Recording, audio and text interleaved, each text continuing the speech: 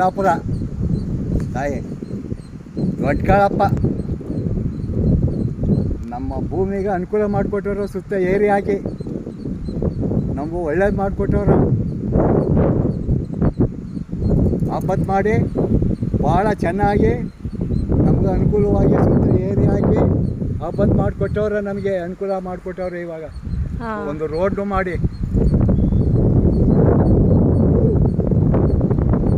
ಮೊದಲು ಯಾವ ಥರ ಸಮಸ್ಯೆ ಇತ್ತು ನಿಮಗೆ? ನಮಗೆ ಸಮಸ್ಯೆ ಇತ್ತು, ಇಲ್ಲ ಬರೋಕ್ಕೆ ಟ್ರಬಲ್ ಇತ್ತು. ನಮಗೆ ಬರೋಕ್ಕೆ ದಾರಿ ಇರಲಿಲ್ಲ.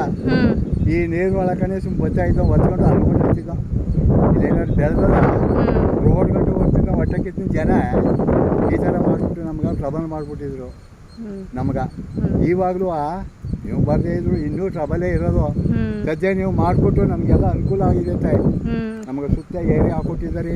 ನಮ್ಮ ಭೂಮಿಗೆ ಟ್ರಬಲ್ ಏನಿಲ್ಲ ತಾಯಿ. ಇವಾಗ ಮೊದಲು ಏನು ತೊಂದರೆ ಆಗ್ತಾ ಇತ್ತು? ಮೊದಲು ತೊಂದರೆ ಇತ್ತು ತಾಯಿ, ಅದೇ ಬರಕ್ಕೆ ಜಾಗಿಲ್ಲ.